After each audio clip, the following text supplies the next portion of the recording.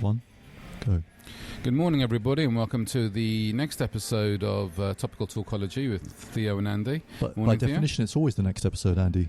It always is. It absolutely is. But it is the next one, you know. Time doesn't go backwards, so we're going forward, so it's the next step. Mm-hmm. Anyway. It's a beautiful, cold end of winter, beginning of spring day.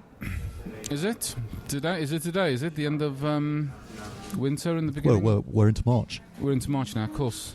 I'm sort of losing track of time, actually, because my head's been buried in my laptop for so long that, burrowing away at work. That So we've been made dizzy by coronavirus, which now I should hasten to add, we are not a medically licensed entity.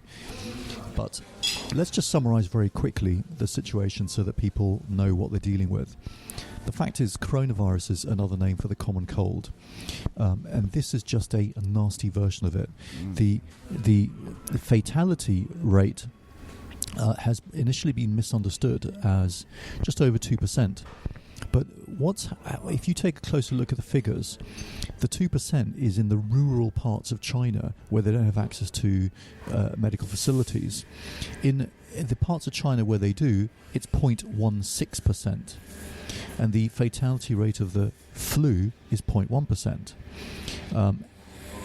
Therefore, coronavirus, and in fact the lethality is likely less than 0.16% because a lot of infections, if not most, are very mild, so people don't even know they've got it. So just quickly, so what is really going on here? Because the media are making such a big thing about it, and even the politicians are, because, I mean, in the States, they've just lowered the interest rates over there. Halo effect. So the two things. One, okay, hold on a second, let me finish. And then Boris Johnson's talking about a fifth of people likely to be off work. So... Well, the difference with the coronavirus is that if you get very ill, then you're much more likely to need ventilation in intensive care. And that's going to be about 5% of people. That's the only difference. And therefore the NHS calling a Category 4 emergency is about right, very sensible, because all they're doing is they're saying, hey, we're going to need a lot more resources. And quite frankly, I would do everything I could to catch the coronavirus now before the NHS starts turning car parks into intensive care units. Be careful when you say that there. Now, the children are much less at risk. Those who are more at risk are the elderly, immunocompromised, and healthcare workers who get a much higher dose of the virus versus people who just catch it socially. So those are the stark statistics. In other words, nothing whatsoever to worry about. Secondly, if you think for a second you can prevent the flu from spreading, then you are in cloud cuckoo land, because of course you can't. Well, I mean, because there's this whole panic buying at the moment because you can't get any hand sanitizers anymore because they're all sold out. Well, I think in the States, my mother was telling me that all the masks have been sold out. Remember, masks don't work because masks do not protect you from viral particles. Where masks are useful is with infected people when they cough, that it prevents the water droplets from spreading.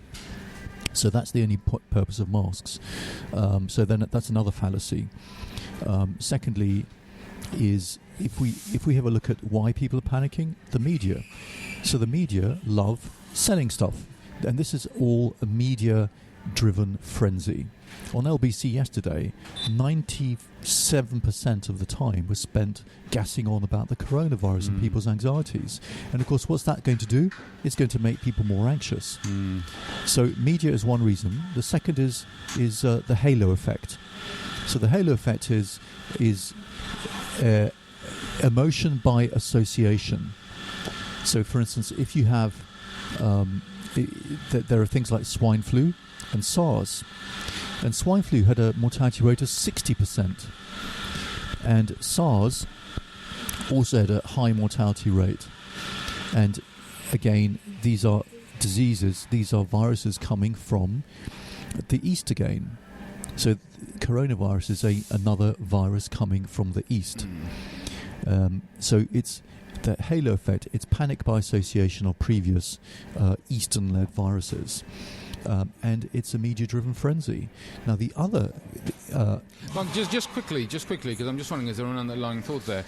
Is this panic, is almost like is this panic being constructed for a purpose, and what would that purpose be if there was one? Well, is there a benefit to actually? That's conspiracy theory, isn't there? Well, I'm just throwing that out there. Well, the other option is that is about tightening up borders. Okay, because that makes absolute sense. This is the perfect excuse for tightening up borders, and Donald Trump has stopped all non-American nationals coming in from China, for instance. There's also the next wave of potential infection is through immigrants from Iran. Because Erdogan has, who is an exceptionally psychopathic, corrupt individual, has opened his borders because he wants. There's some issue of him wanting extra support with Syria or against Syria, and what's happening there is in Iran already. People they're not taking any precautions, and in fact, when they go to these shrines, these shrines act as a focus infection, and they use their faith and say, "Well, God is protecting me," and they lick the shrines. Now, what's going to happen there? Everyone's going to get it. Obviously, they're then going to flow in as immigrants through Turkey, Bulgaria, and Greece, and up into the rest of Europe. So this is another good excuse for not letting that happen. Well, and the thing is, it's very much something which is actually on Boris's agenda and Donald Trump's agenda, and several of the countries in Europe as well, because I know Poland aren't really sort of in favour of having a lot of low-skilled immigration. It's an authoritarian agenda, isn't it? Yes. Actually, just... what is an authoritarian agenda, by the way? Authoritarian agenda is not tolerating outside influences or people. Absolutely, but why should they? Well, that's what's happening in permissive societies. Everyone's coming in and being mixed together, and people are saying the more the merrier. Well, absolutely. Well, which is a disaster.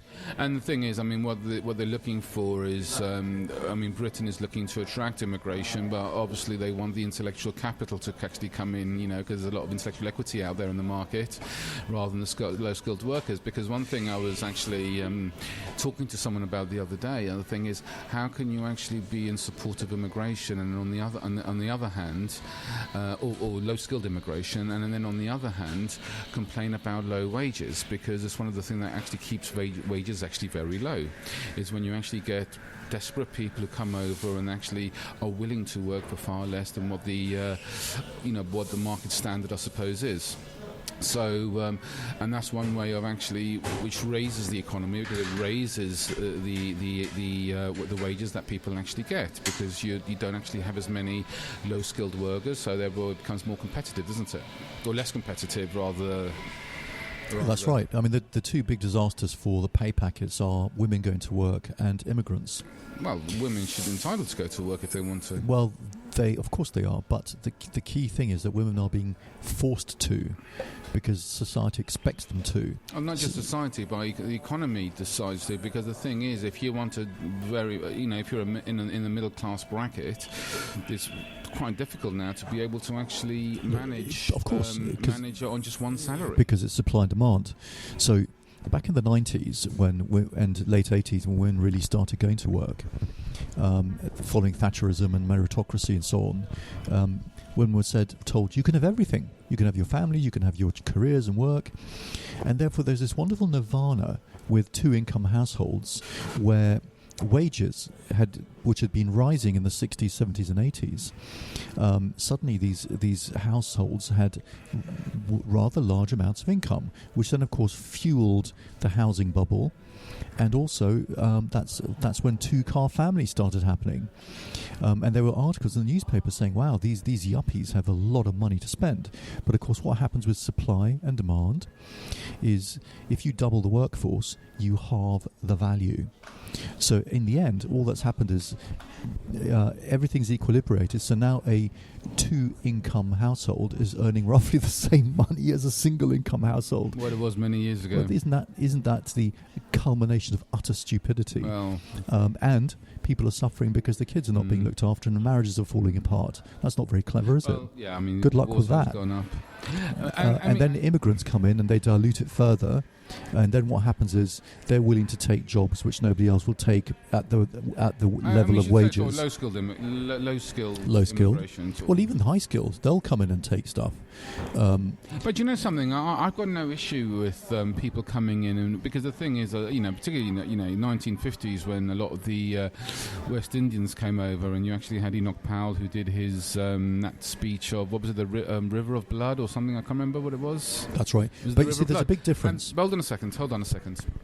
And the thing is, he did talk about that, but the thing is, there was people in this country who weren't willing to do those jobs, and that's why they wanted to attract people from abroad. No, and the thing is, it's the same now with Polish people. No, that's you see, there's a key error of logic in that, which is at the time that the Indians and the Africans were coming in, the cost of living was much, much lower. These people could live. Now, you get immigrants coming in, they take the lowest paid jobs because they're desperate, and because they don't have enough money to live, they're now also adding income support, so that the government and effectively the taxpayer is actually supplementing these large corporations to have cheap labour. That's completely different. That is not a sustainable model. And that's why immigration should be stopped, or at least restricted. What should be stopped? Well, not stopped. Immigration should be seriously restricted. It should be measured. It should be measured. And then, as I said, you're looking to get the best intellectual property. I mean, it's interesting because when you actually looked at after the Second World War, America basically turned a blind eye to all these very intellectual Nazis and basically brought them over to the States so they could actually work in science and things like this, because it was either them getting them or them going to Russia, for example, which was the other option, and they didn't want them because the thing is, if they went to Russia, in effect, they would actually be against the US. So they wanted to they basically brought them over and gave them a new life. So they ignored their war crimes and things like that, and based very much on the level of intellectual capacity, I suppose, or what they brought to the table, and again, in their intellectual property, I suppose. So, but anyway, I wanted to go back because, and we've. In fact, the irony is, of course, America was a melting pot, because not only did it accept those intellectual Nazis, it also accepted vast amounts of fleeing Jews, who then started the ethos of psychotherapy in America. Well, psychotherapy was actually already quite active, isn't it? Because, I mean, Freud was 1940s, wasn't he? That's correct. That's exactly the point. You had, and the thing is, it was actually interesting because Carl Jung was probably more respected in some cases because he had a lot of dispute with Freud towards the end, and because the thing is, people in Germany, even before World War II, there was already some sort of anti-Semitism against Jews to a point, which is why Hitler was able to fuel it. But a lot of the psychiatrists and psychotherapists that were around at that time were mainly Jewish, and Carl Jung wasn't. He was Christian, wasn't he? And it's one of the reasons why, in some ways, he was actually taken a lot more seriously than many of the others. I mean, obviously, he started going off. He started going off track when he started looking into the occult and things like this, didn't he? But that's another story for another time. But I wanted to come back right to the when we talked about the media, because did you see that petition about Caroline Flack and about outlawing certain things in the media about bullying and targeting people? Did you see that at all? Vaguely.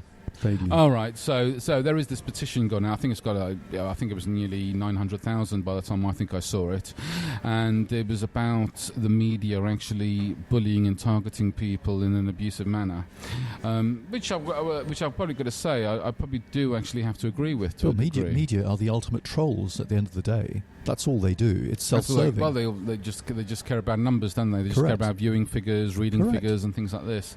So, quite frankly, they need to be severely sanctioned for any harm they do. And in fact, I would change the entire structure of the media. I would make them an independently funded corporation where they're paid whether or not they produce news, and therefore they have no vested interest in selling anything. They're just paid